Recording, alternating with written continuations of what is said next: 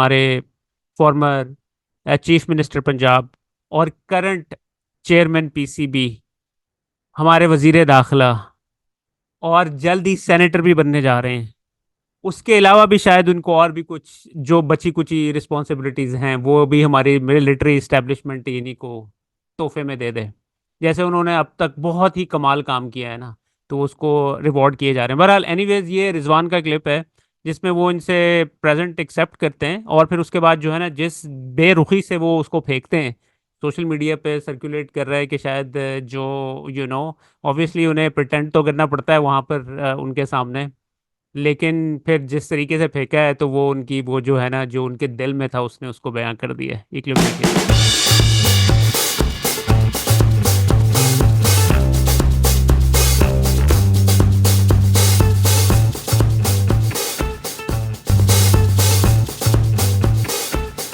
चाचा नूरदीन की ख्वाहिश है कि इमरान खान जेल से बाहर निकलें और ईद पर इनकी तैयार करदा चप्पल पहने। अगर ऐसा नहीं होता तो वो जेल में इमरान खान को चप्पल भेजने का इरादा रखते हैं।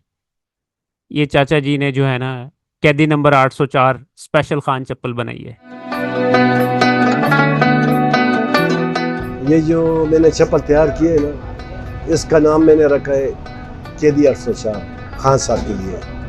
और मुझे तो सारा दुनिया में लोग मुझे पहचानते हैं कि मैं खान साहब के लिए चप्पल बनाता हूँ हर साल।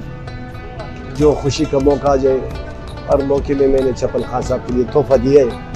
खान साहब से मैंने कभी पैसे नहीं लिए। तो ये जो तोहफा मैंने तैयार किया है ना, ये पेटल लेदर मैंने लगाए, ये 2 कलर में है। और इस पे जो नंबर लिखा है वो खान साहब का जेल का, अटक जेल का ये नंबर है 804। इस पे तकरीबन मैंने 2-3 महीने पहले मैंने सोचा है कि ये चप्पल मैं कैसा बनाऊं। फिर जिससे मेरा सोच बराबर हो गया, मैंने ये चप्पल बनाया।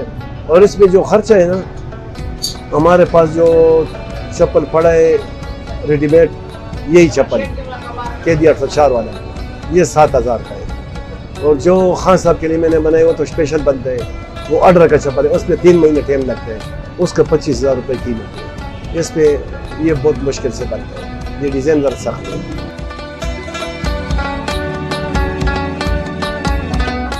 मरवत साहब कहते हैं पार्टी छोड़कर जितने लोग गए हैं वो सब वापस आना चाहते हैं। अब कितनों के नाम बताऊं? अब आप लोग इस बारे में क्या कहते हैं? अब देखें ना, इनकी बात, मैं इनकी बात के साथ एग्री करता हूं कि अब बहुत सारे ऐसे लोग हैं जैसे फ़र्रुख हबीब जैसे लोग हैं जिन्होंने जिस किस्म की प्रेस कॉन्फ्रेंस की और जिस किस्म के इल्ज़ामात लगाए। आई डोंट नो कि फ़र्रुख हबीब के साथ क्या मसला था। यानी कि अब बहुत सारे लोग, असद उमर जैसे ने भी प्रेस कॉन्फ्रेंस की है, लेकिन वो बड़े पोलाइटली और कह के कि मैंने सियासत को खैर बात कह दी है और इस तरीके से छोड़ के चले गए।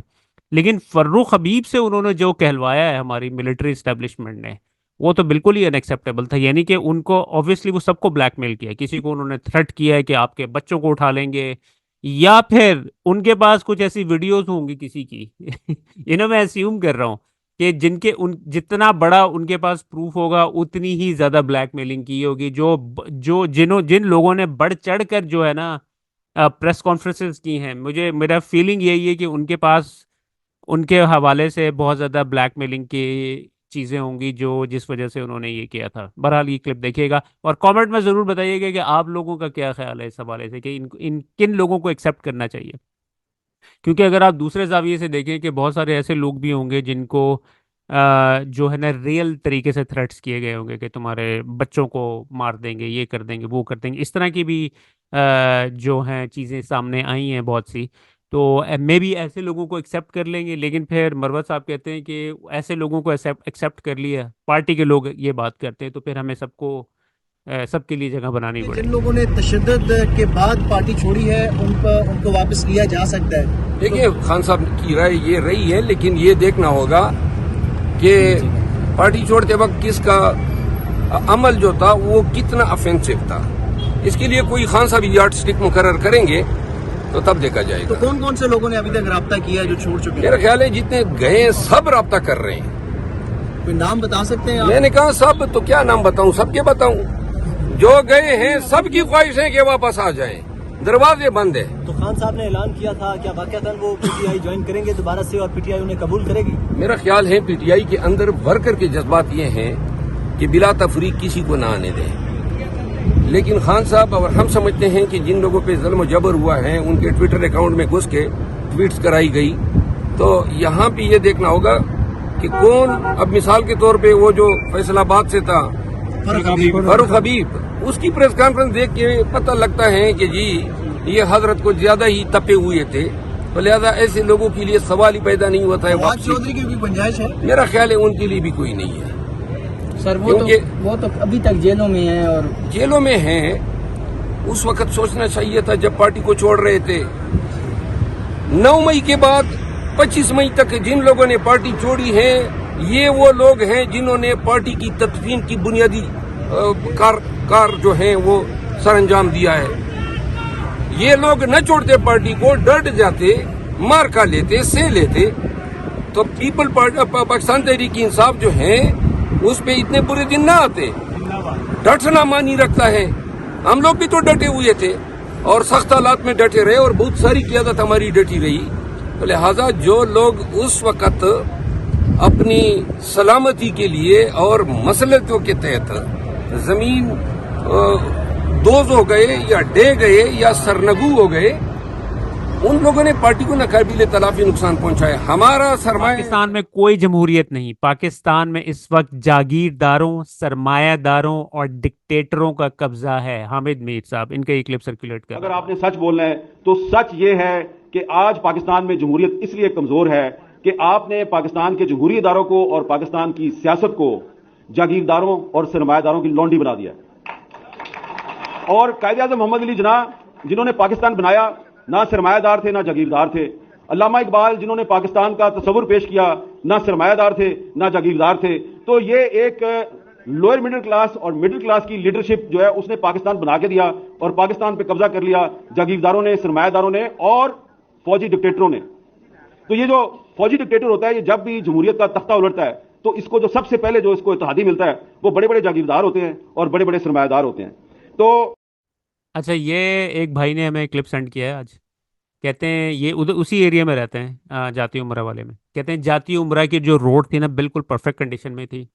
मरियम नवाज जैसी ही चीफ मिनिस्टर बनी है, उन्होंने पूरी की पूरी रोड को उखाड़ना स्टार्ट कर दिया। उन्होंने सारा क्लिप में एक्सप्लेन किया, ये देखिए।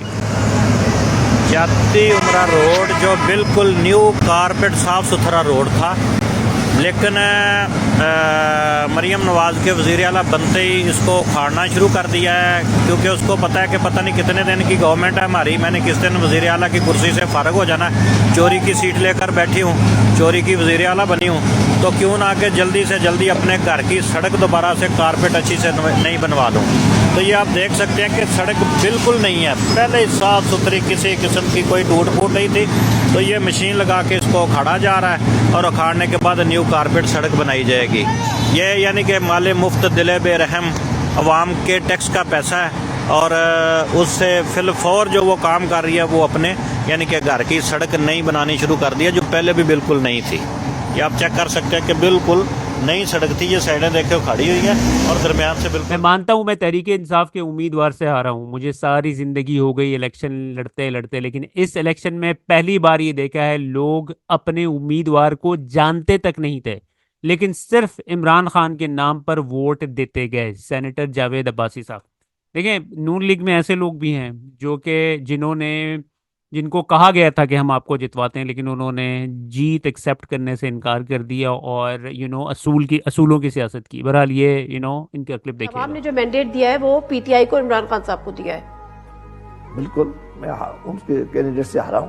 पाकिस्तान की तारीख में ऐसा नौजवान हमने कभी पोलिंग डे में निकलता नहीं देखा। जमाना हो गया हम ये काम करते हुए, और स्पेशली खवातीन निकली हैं वोट देने के लिए।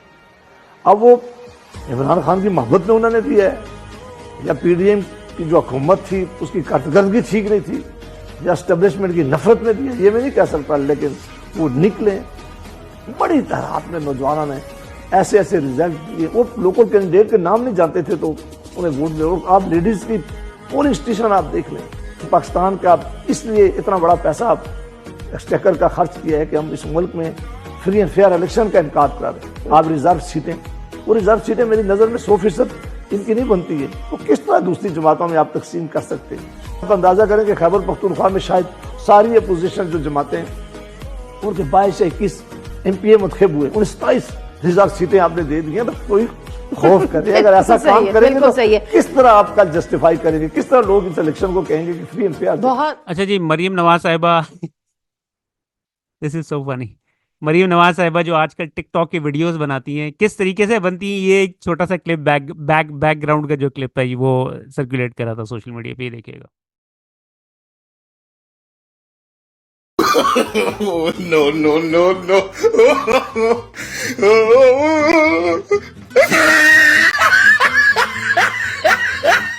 अज़मा बुखारी साहबा कहती हैं मरियम नवाज बहुत ग्राउंड टू अर्थ हैं।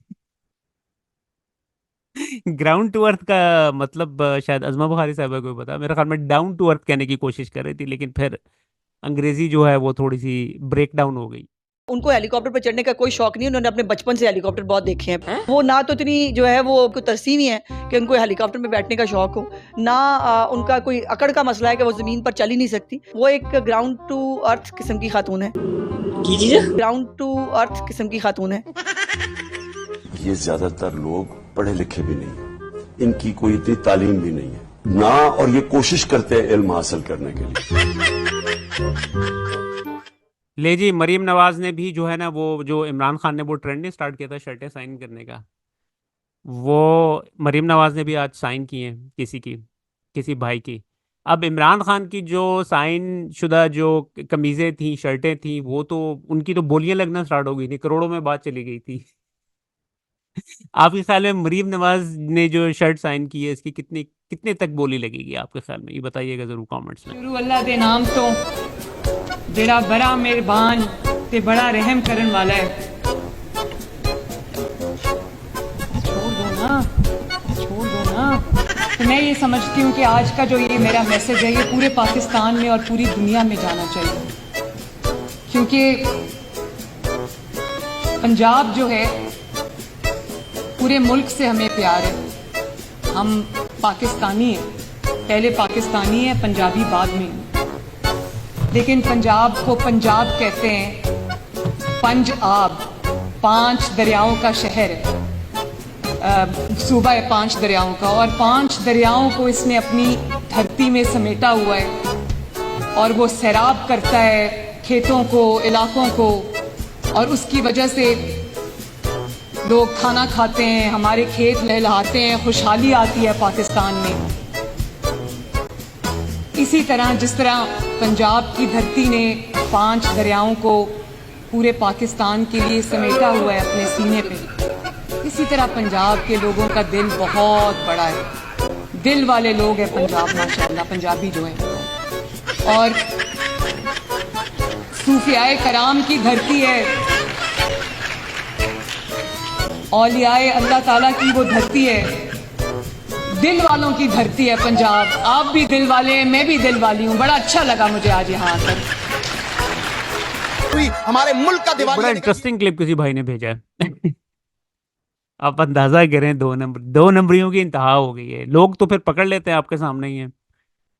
ये इस्लामाबाद में मियाँ शहबाज शरीफ साहब जो है ना, CDA के अंडर एक प्रोजेक्ट का ऐलान किया है कि जो है ना बाइसिकल लेन जो है ना वो बनाई जा रही है। ठीक है, अब बात ये है कि वहां पर ऑलरेडी बाइसिकल लेन मौजूद है। ठीक है, अब ये 3-4 अरब रुपए का प्रोजेक्ट है जिसको इन्होंने अनाउंस कर दिया है, लेकिन वो ऑलरेडी बना हुआ है। ये क्लिप आए थे यहाँ पर इसका इफ्तार करने के लिए, यहाँ से ये ईंटें उखाड़ी हैं, ये रख दी हैं इधर, और अभी थोड़ी देर बाद ये बना हुआ ट्रैक पहले ही है, ये ट्रैक बना पहले ही है, इसको थोड़ा सा ये इन्होंने बनाया है, और यहाँ से ये जो ब्लॉक्स उठा के तो यहाँ रख दिए हैं। ट्रैक पहले ही बना हुआ है, किसी और दौर में ये ट्रैक बना हुआ है, और CDA ने ये अब नए वज़ीर आज़म से इफ्तिताह कराना है। यहाँ से इन्होंने शुरू किया, ये देखिए ट्रैक बना हुआ है, ऑलरेडी ट्रैक बना हुआ है। ठीक है जी, अब कहेंगे जी कि नए वज़ीर आज़म ने इफ्तिताह कर दिया। ये बना पिछले दौर में है, पिछले दौर में ये बना है, और ये देखें यहाँ से ये इन्होंने स्टार्ट किया, ये देखें ये बना हुआ है पहले का, आप देख रहे हैं ये पहले का साइकिल ट्रैक बना हुआ है पिछले दौर में, और ये इमरान खान के दौर में बना था, और अभी ये इन्होंने आज इफ्ताह कर दिया चेयरमैन सीडीए ने, जी हम बना रहे हैं, 2.5 अरब रुपया इसके ऊपर खर्चा आएगा, और ये यहाँ से ब्लॉक उठा के ना इन्होंने इधर रख दिए, और ये देखें, और ये इफ्ताह हो गया जी। ये थोड़ा सा इसको मार के इसको इफ्ताह कर दिया, और कहेंगे कि और इन कापड़ों के अंदर फूल लाए हैं, ये लाए हैं चूना, ये देखें इन शापरों के अंदर चूना लाए हैं, और ये 2 नंबरी हो रही है। ये देखें ट्रैक पहले का बना हुआ है, ये देखें ये ट्रैक पहले का बना हुआ है, और ये ट्रैक को यहाँ से उखाड़ा, ये ट्रैक ये उखाड़ के ये मट्टी ये इधर रख दी है, और थोड़ी देर बाद इनको इसी जगह पे दोबारा लगा दिया जाएगा। ये देखें ये चूना लाए हैं, कौम को चूना लगाने के लिए ये चूना लाए हैं, ये देखें ये चूना लाए हैं, ये चूना इधर लगा दिया, और ये क्या दिया है जी कि इस्लामाबाद के अंदर नया साइकिल ट्रैक बन गया। ये देखें ये है सूरत हाल यहाँ की। बाकी आप देखें कि ये इस ट्रैक को बने बनाए को कह रहे हैं कि हम नया साइकिल ट्रैक बना रहे हैं। ये देखिए ये पहले ही बना हुआ है, ये अब हमने कहा तो ये सफाइयाँ शुरू हो गई हैं इधर से। ठीक है जी, ये सूरत हाल है। अच्छा ये अब ये जो ख्वाजा आसिफ साहब हैं, इनको पता नहीं क्या मसला है ओवरसीज़ पाकिस्तानीज़ के साथ, ऐसे ऐसे नफरत, जैसे नफरत अंगेज नहीं होता, जैसे इनको बड़े दिल से नफरत है बैरून मुल्क पाकिस्तानियों से। लेकिन बैरून मुल्क पाकिस्तानियों का मसला ये है ना, ऑब्वियसली उनके लिए मसला तो होना है कि 99 टू बी ऑनेस्ट मैं इधर कनाडा में रहता हूँ, मुझे अभी तक कोई ऐसा बंदा नहीं मिला यहाँ पर जो कि नून लीग को सपोर्ट करता हो। ये सूरत हाल है इनकी, तो नफरत तो इनकी वैसे इधर के मामले लगते हैं ये यहाँ के आके जो है इस जिस मुल्क का उनके ना शरीयत है ना पासपोर्ट है, धांधली वहां हुई है उस पर क्यों नहीं एहतजाज करते, पाकिस्तान पर क्यों एहतजाज करते हैं, पाकिस्तान आते नहीं है, पासपोर्ट तुम्हारे पास अमेरिका का है, और पीड़े जो है उठ रही हैं पाकिस्तान की। तुम्हें सलमान सफदर साहब कहते हैं साइफर ट्रायल हुकूमत के लिए तारीख का सबसे महंगा ट्रायल है। इन्होंने गवाहों को बैरून मुल्क से लाने, वकला की फीस अदा करने के लिए भारी रकम खर्च की और फिर जल्दबाजी में मुकदमा मुकम्मल किया। चौथी बार रिमांड बैक का सवाल ही पैदा नहीं होता। पाकिस्तान की हिस्ट्री का सबसे महंगा ट्रायल होगा सरकार के लिए। गवाह बाहर के मुल्क से बुलाए जाते हैं, ठहराए जाते हैं, होटल्स में उनका स्टे होता है, लंबी 2-2, 3-3 दफा उनको टिकट्स दी जा चुकी हैं, फॉरेन ऑफिस के 5 से 6 गवाह हैं। इसमें इसकी कॉस्ट जरूर मैं जानना चाहता हूँ, व्हाट इज द कॉस्ट। एक जज साहब ठीक से केस नहीं चला सक रहे, आज दिन तक क्या कॉस्ट इनकर हुई है साइफर के ट्रायल में, रात के अंधेरे तक 5 हीटर्स लगाने की, वकला बिठाने की, अमला डिप्यूट करने की, जज साहब को, वकीलों को 4-4 दफा। जब एक नया केस स्टार्ट होता है ना, एक नया वकालतनामा आता है, एक वक्त वकील का तो फायदा होता है, वकील अपने क्लाइंट को कहता है मुझे नई फीस दो। क्या ये ज्यादती नहीं है कि वकील इमरान खान और शाह महमूद को चौथी दफा कहें कि सॉरी मेरी गलती नहीं है, आपकी गलती नहीं है, प्रोसिक्यूशन की गलती है, सरकार की गलती है। सो जिसकी गलती है उसको ये खुमियाजा भुगतना चाहिए, ये एक्यूज्ड को खुमियाजा नहीं भुगतना चाहिए। उनके लिए यही बहुत है कि उन्होंने 3 दफा इस केस को भुगत लिया, चौथी दफा का सवाल ही पैदा